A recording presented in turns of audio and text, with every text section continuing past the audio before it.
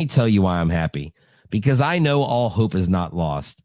But that's what I keep telling myself, because every time the Astros look like they're going to win, they somehow grab defeat out of the jaws of victory. Let's talk about this optimistic subject of the Astros playing at home. Hey, they're going on the road. Hit it, Yiner. Yainer Diaz, this is Locked On Astros.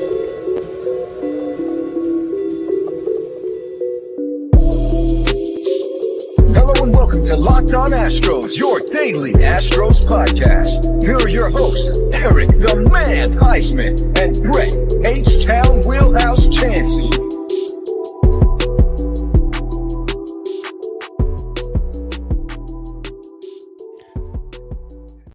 We are Locked On Houston Astros, and we hope that you join us for a daily Locked On Astros podcast. My name is Eric Huysman. You can find me on X at Eric Talk Astros. Find the show at Locked On Astros, your team every day. Thank you for making Locked On Astros podcast your daily listen, whether it's on YouTube. Go and subscribe to us. Go and make us your first listen on Apple, Odyssey, Spotify, wherever you listen to podcasts. Go and check us out and give us a big fat thumbs up while you're there. Today's episode is brought to you by Monopoly Go.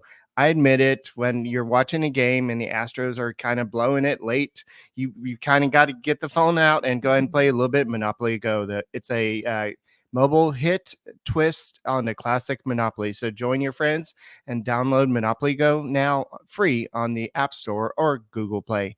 So, Brett, I know that the Astros have had the monopoly on the American League ALCS for a few years now, but it's 6-14.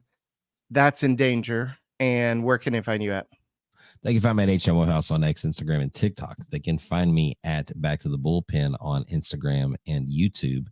And they can find me at Stros 411 on Facebook, where I'm always positive. Always Stros. I'm positive that I'm not liking what I'm seeing, Eric. But what is amazing about these three games is they were all three winnable games. The Astros... Well, to a point. No, they were all winnable. They gave up 9 runs in the ninth inning, first 2 games. If they don't give up those 9 runs, they're going to extra innings. Now we've seen we're 0-2 now in extra innings. The Manfred rule still sucks. And, you thought they did enough today. You really thought they did. But look, I'm not giving up. But a lot of people clearly are. Y'all got to have a little bit more fortitude than this, people. I mean, Michael Schwab made a good point on Twitter. He said if this was a 17-game NFL season, the Houston Astros would be 0-2. It would be 2 weeks into the season. There have been teams in the NFL that have started out 0-6 and made it to the Super Bowl. So I'm not saying this team's going to win the World Series, but all I'm saying is something's got to start falling our way, Eric. I really thought that today it was. I really thought that getting Bregman on, having him on the, second base as the ghost runner, as they call it, would work out. Dubon was huge. Dubons, as I like to call him. It's coined by someone on Twitter. So I'm going to take that, Dubons. Jordan hitting an opposite field. I feel like hitting a home run right now. Just poke it out there. But the pop-ups are killing us. And then Jose Abreu's glove, which we'll talk about later. There's nothing on the back of his card about him muffing a ground ball in a key moment in the game. But Brett, actually, there was a ghost of the ghost because actually Jake Myers ran for Alex Bregman in the 9th inning. Ghost of the a double ghost. Yeah. That means he's real. Means he's not a ghost. 10th inning. So yes. So the ghost runner had a ghost runner. So that was a situation where it didn't really matter because they did get him to Yainer Diaz did have the sacrifice fly to advance Myers to third base. But unfortunately, Pena hit the ball right to a double play position. So unfortunately, everything seemed to go bad. Just Josh Hader, he looked excellent today. He looked like this is Josh Hader you paid $95 million for, but it was Ryan Presley's turn. It was like, okay, hi, it's my turn to kind of suck today, and he gave up the 2 runs, and he hasn't been used since Friday. He hasn't been used since Friday, but before that, look, he has a 9.45 ERA. He had a 9.30 he had a 9-something ERA coming into the game. Okay. But let me tell you who was good, Eric. Rafael Montero. Rafael Montero sporting a sub-2 ERA. And Josh Hader had 3 strikeouts. I mean, Seth Martinez again gives up a run, but he's going to be prone to give up some runs since he went all those innings without giving them up. But dude, there are some positives in the bullpen. Now, if the flipping offense could wake their what's up and get their heads out of their derriere when they need to, I mean, this team, Eric, had 9 freaking hits. 9. These are the 2 best offenses, and the scores were 5-4. What was the score yesterday? The score yesterday was help me out. I've got it right here. 6-1, right? Okay. I mean, where they scored all those runs in the last, right? 6-2. 6-2. And then the other day, what was the score? Why are they not? Oh, here it is. 6-1 on Monday. I mean, but these games could have all gone our way if our hitters would get their heads out of their proverbial, it's look, I'm not happy with Abreu. I'm not happy with Hader's performance. I'm not happy with a lot of things, but gosh dang it. Why does the most hitting offense, or one of the top 2 offenses in the major leagues, why do they not have more runners in scoring position? And one of my keys to the game today was they had to, 2 of the keys, not give up innings late, not give up runs in late innings, and hit 400 with runners in scoring position. They were 2 for 9 today. They failed on both fronts. They lost. If they would have listened to my keys to the game, they probably would have won. Yes, I know in the first 2 games, the Astros only scored 3 runs. They were 2 for like 15 with runners in scoring positions. They only scored 3 runs. They got the 3 runs in this game, and then Dubon had the solo home run to get the 4th run. So they scored more in this game than they did in the whole freaking series up to that point, but it wasn't enough. And going into the 8th inning, Ryan Pressly came in with that 4-2 lead. And typically that would be enough. Pressly has been one of the most reliable closers, setup guys that the Astros have had in a while, but he's looked a little bit off. Like I said, he hasn't been used since Friday, but his ERA is at 9.45. Josh Hader had 3 strikeouts in this game. His ERA went down to 8.31. Abreu's ERA is at 6. And Seth Martinez, don't put this on Seth Martinez. This is the stupid ghost runner, and unfortunately a situation where the Braves just took advantage of the fact that you have somebody at second base. You know who they can blame? Who? Jose Abreu. Yeah. Jose Abreu dude, look, I'm just going to say this before I say my next thing. Jose Abreu is one of the good guys in Major League Baseball. He does a lot for people off the field. He does a lot for special needs kids. He's a humble guy. He's a good teammate, but he's a very bad baseball player right now. .078 and an OPS of 256 and an error to top it off to basically force and basically get a run in. And that really is what into the Astros. But the counter to that is the offense should have been able to at least put 1 run to tie it. So you should have to depend on a freaking glove muff by Jose Abreu. So this is a team loss. Don't put it on any one person. We are not relentless. This team is relentlessly bad right now. And look, I'm always positive, always Astros. You know that, Eric. But I'm gonna call a spade. And the bottom line is they simply have to go out and do better. Hey, Brett, real quick. I asked you to get something before the show, and this is going to save the Astros season. Can you show me what this is? Yeah. This right here is going to save the Astros season. Can you turn it around? It's the back of Jose Abreu's baseball card. Again, Joe Espada said, look at the back of the baseball card. So this is what I'm going to do. I'm going to read it. Jose joined the defending world champions after earning AL MVP votes in each of the past 4 seasons, winning the hardware in 2020, the 3-time MLB All-Star, All-Star game pick is one of the only first base players with 300 doubles in his first 9 years. And it only shows 2022. It doesn't show anything else. 2022, he had a 304 average. He had an 824 OPS and a slugging percentage of 446 with 15 home runs and 75 RBIs. So Brett, yeah, maybe I think Joe Espada and Dana Brown have not updated their baseball card collection. We'll talk about what the Astros should do with Jose Abreu in a second. This episode is brought to you by Policygenius. Head to policygenius.com/lockedonmlb. Check life insurance off your to-do list today. That's right. The country's #1 leading online insurance marketplace is here to save you time and money and provide you the financial safety net starting today. With Policygenius, you can find life insurance policies that start at $292 per year for $1 million of coverage. Some options offer same-day approval and avoid unnecessary medical exams. Policygenius helps you compare your options with top companies and their team of licensed experts who is on hand to talk you through it. Easily compare quotes from America's top insurers in just a few clicks. Find your lowest price. Your work life insurance policy may not offer enough. They are here to help you. So check life insurance off your to-do list and go to policygenius.com/lockedonmlb. That's policygenius.com/lockedonmlb and make sure that you have a secure future today.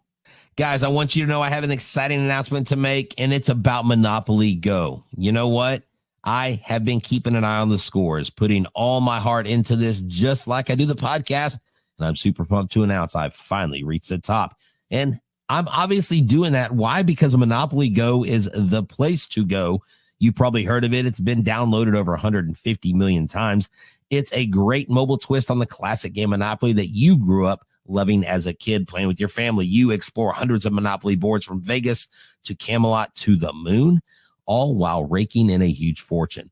Charge rent on iconic properties just like Monopoly. You can charge your friends rent on your iconic properties or go after their Monopoly money by pulling bank heists and taking wrecking balls to their landmarks. But my favorite part is the leaderboards, where you can see who's a Monopoly tycoon and who's gone bankrupt. So go get yourself on the charts, downloading Monopoly Go now for free in the Apple Store or Google Play Store. Monopoly Go, go now.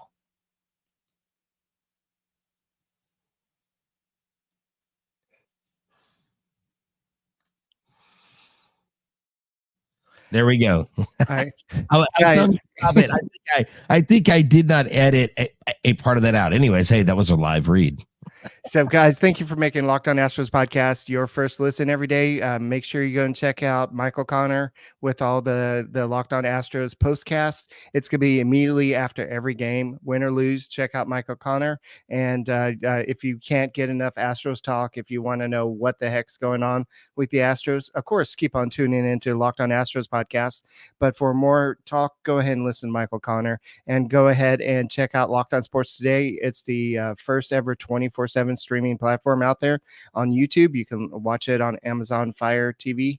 Just find the free channels app, and you can watch us there. You can watch Locked On Astros postcast on there, everything on there as well. So I know I heard the wrecking ball in the Monopoly there, and I know a lot of people want to take a wrecking ball and clear out first base for Joey Lopefido or something. I know that to rebuild, do we need to build a different stadium, kind of like the Rangers did, where they just like destroyed a perfectly good stadium and now a UFL team plays in it? Do we need to do that, put the Roughnecks in Minute Maid and build a new ballpark?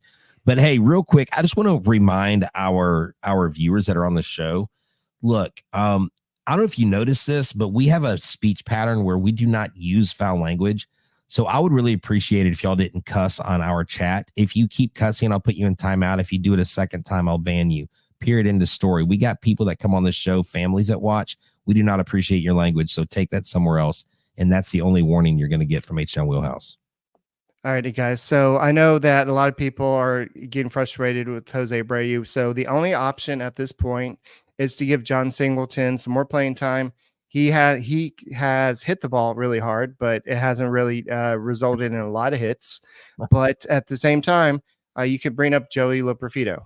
And he doesn't have he probably has a rookie baseball card. He has some baseball cards that probably has some minor league stats, but those minor league stats show him hitting some home runs, having some potential, having a lot of strikeouts in the minor leagues. This is something that if he comes up to the big leagues, it's a strikeout king in the minor leagues typically becomes a double strikeout king in the major leagues. So that's something that the Astros are a little bit concerned about, but that's why I think they haven't already pulled the trigger. But at some point, you're going to have to make a decision. Jose Abreu, I think that he is trying to be super perfect right now. If you saw the way he tried to make that play, he tried to make the perfect play and hit him in the chest and bounced away. And he's just trying to be something and overthink everything right now. So I don't know what's going on. He's got a lot of pressure. Jeff Bagwell said it before the game. He's got a lot going on. He's got a lot mentally. And let me give you two reasons why you don't bring up Joey Lopefido right now. You never bring up a major league prospect, especially if you're bringing it up for part of the reason is his offense, to a team that's struggling to score runs. That's first. Number two, he's not going to save the season. The season is not lost. Eric and I and you guys, notably, like, it's understandable how frustrated you are with Jose Abreu. And I guarantee you Jose Abreu is a lot more pissed off at himself than you are mad at him. So you can imagine how upset you are, then put it on you. Think about you're being paid millions of dollars to perform, and you've performed your whole career, and you come to Houston and you've hit a wall. And every time you turn, you hear your age, you're declining, you're terrible. He's got your baseball card. Your baseball card. I mean, you know, if I was a player, I'd be like, Coach, please don't say that again. Like I don't need you helping me. But the bottom line is the only people that can help this team are the players on the field. It doesn't matter what Jim Crane and Jeff Bagwell did signing. It doesn't matter the Montero contract right now. All that matters is now. And that's what they have to do. Look, they're going on the road. Thank God they play better on the road. Thank God they're going on the road. When they come home, they need to exercise some demons. You remember how they did a funeral to Carlos Beltran's glove? Maybe they need to take some bats and some gloves in the middle of the field, bring back Brian McCann to officiate a funeral for somebody. Maybe burn some, like do like a symbolic old school, like go out in the woods and start a bonfire with these freaking bats and just light this crap on fire and flip the bats. Like, you know, Jordan gives Dubon his bat. Dubon gives Abreu his bat. I mean, you know what I'm saying? Change it up. Do something. And I'm telling you right now, we're missing leadership. Martin Maldonado was the leader, and we're missing him. And I'm not saying that we would be winning and beating everybody in the league with him in there, but I think we would have a few more wins because Maldi held it together for this team mentally. And sometimes performing has everything to do with mental and nothing to do with your talent. All right. So Robert Flores, Roflo, we all know him as a big Astros fan, but he definitely said something on Twitter today that is kind of ruffling a lot of feathers. It says, everything comes to an end. Right now, this Astros team and franchise feels like everyone has stayed a bit too long at the party, a lot of games, but this organization might be at a crossroads. Shame, because it didn't have to be this way. And so basically what he's saying is the Astros have gone through 7 straight ALCSs. They may have gone when they shouldn't have, like in 2020, in situations where they probably weren't the best team there, but they somehow found a way. So Robert Flores is maybe seeing that the writing's on the wall that this may not be the time. So the Astros need to make some adjustments. And Joe Espada, I talked about a learning curve yesterday. We saw him try to adjust to that learning curve. And one of those learning curves is adjusting the batting order. And he did that a little bit by breaking up the lefties. He went ahead and put Alex Bregman batting third. I know it didn't really help in today's game. It did give them the lead slightly in this game, but Bregman did have a hit. He did have 3 walks in this game. And I know I saw some people in the chat complaining about, no, I don't want him getting walks. We want to see him getting hits. He's getting on base. He's doing what he's supposed to be doing. So unmute yourself. Getting on base is the key, because when you get on base, things happen. When you hit the ball, things happen. If you don't have anybody on base, when you hit the ball, things can't happen. So yeah, you want him. Trevor Howard's asking about Pedro Leon. Look, Pedro Leon's hitting better. Pedro Leon, I think, might actually have a quicker route to the major leagues before Joey Lopefido, because you can put him in multiple positions in the outfield. I don't know that the outfielders are doing bad enough to warrant that, but if he's hitting offensively, you may want to bring him up. But then again, you don't want to bring up a minor leaguer. I guess they're bringing up pitchers, but a hitter is going to come up to a cold team. Look, let this team rattle off 4 or 5 wins in a row and then bring up one of these guys. But Leon is hitting better. The name of the game is, what are you doing for me lately? And what he's doing lately is really, really good. So look, don't freak out, guys. Trust us. Trust the process. Nobody's eliminated. Nobody was ever eliminated from the playoffs April 17th. The Braves sure as hell weren't eliminated. And you know what? I bet you Crane makes some pretty awesome moves this trade deadline. That's my prediction. All right. So Dubon has done something for a second straight year that Jose Abreu has not done. And we'll talk about that next. This episode is brought to you by Prize Picks. Download the app today. Use the code LOCKEDONMLB with your first deposit match of up to $100. Look, I love Prize Picks. I coupled baseball with hockey, and I won. That's right. Prize Picks is easy, it's fun, and it's exciting. I love it. And you don't even really have to watch it minute by minute. You just know, you know what? Hey, get some advice from friends. Talk to them. You can pick guys like Connor McDavid, LeBron, Shohei. You can, once WNBA season gets started, you got Caitlin Clark. I mean, you got so much, and it's available in 30 states across the country. Texas, Georgia, and California are included. They have quick withdrawals, easy gameplay, and an enormous selection of players, all kinds of stat types, which makes Prize Picks a #1 fantasy sports app. They now have offers for quick pay through Apple Pay, easy deposits into your account this basketball season. So this is what I need you to do. Download the app today and use a code LOCKEDONMLB for your first deposit match of up to $100. That's a LOCKEDONMLB for your first deposit match of up to $100. Pick more, pick less. Use Prize Picks. Guys, thank you for making Locked On Astros podcast your first listen every day, whether it's on YouTube. Go and subscribe to us. Go and make us your first listen. Apple, Odyssey, Spotify, wherever you listen to podcasts. Go and check out the Locked On Astros podcast. Go and check out Michael Connor doing the Locked On Astros postcast, and he does a great job post-game, instant reaction. Then we'll go and talk about all the big stuff, including Mauricio Dubon for a second year in a row hitting a home run before Jose Abreu did. Wow. So I've got a friend calling me out. He says, look, man, he goes, I'm listening to your monotone calmness, but I know you're always positive, always Astros. But he says, but I know you want to blow up, man. I said, look, here's the deal. Look, I'm not happy. I was watching this game today. I kind of had it on my phone. I had the Wi-Fi turned off because we got Fubo blocked at the school, but I had it on there. We were doing an activity. I kept going back and checking. I was like, yes, like we're going to get this win. We're going to get a getaway win. And then look, I am very frustrated. I am very, very unhappy with the performance, not only of the guys that we recently obtained, but the veterans on this team. Mm-hmm. Like Bregman has this YouTube page called Nemesis Baseball, I believe. And someone films him every day, and he talks about the grind and talks about the process and all that stuff, Eric.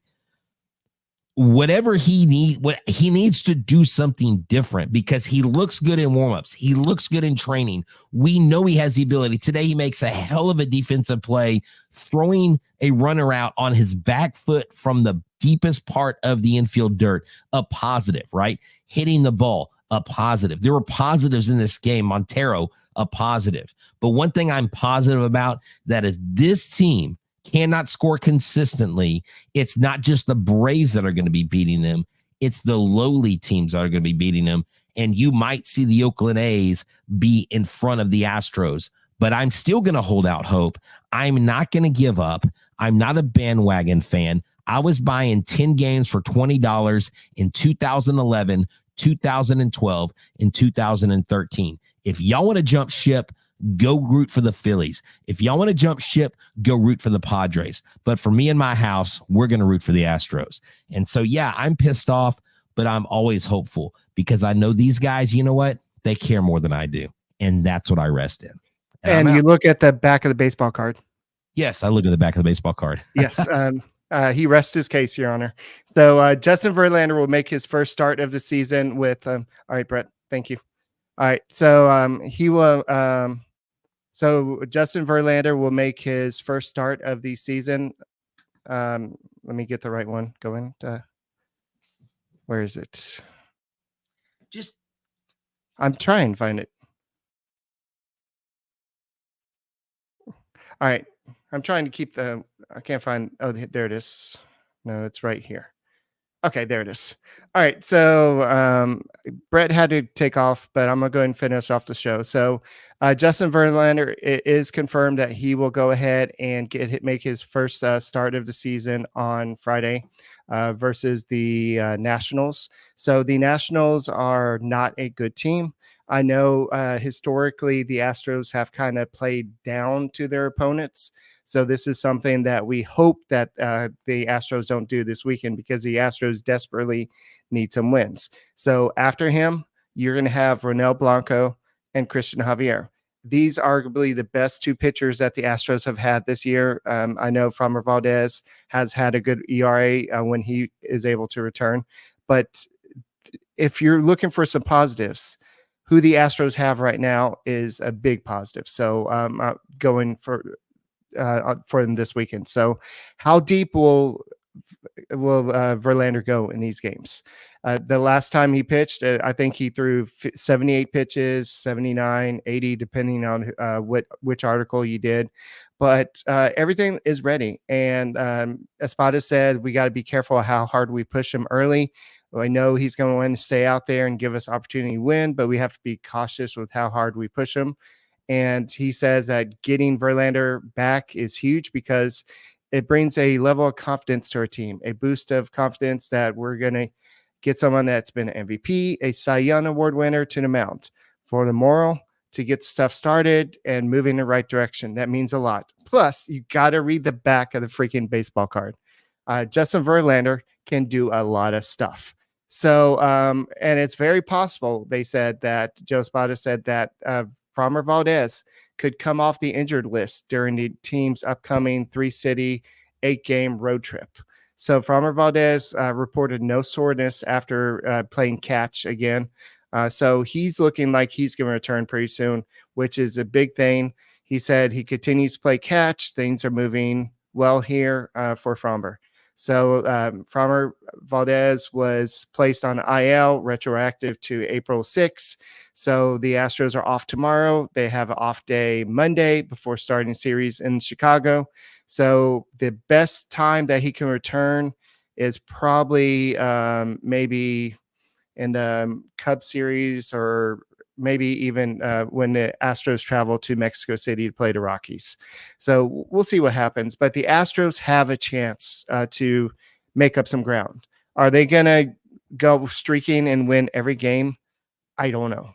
I don't know what to see here. But Framber Valdez was having a pretty good season outside of his first start where he struggled a little bit. But I think that once we get him going, and we just need more consistency from everybody. When the starting pitchers are doing good, the bullpen struggles. When the hitters are doing good, then the starting pitching are not doing good. So we need the whole team to click together, and that's the issue. So we'll see what happens. And I know that Dana Brown was on Sports Talk 790 today, and he said that he's not worried about Josh Hader. He says the fastball is still good. When you look at the back of these guys' baseball cards, they'll get going. He's going to close out a lot of games. And then Sean asked him, when does the back of the card not matter? And I got to see results. Dana Brown said, if a guy starts to free fall, you have to hit reset and think it through. If a guy doesn't hit free fall, you're stuck with the back of the baseball card. So basically saying at some point, you're just stuck with the back of the baseball card if they don't actually start producing. So he also threw out the excuse that they have 5 starters on the IL.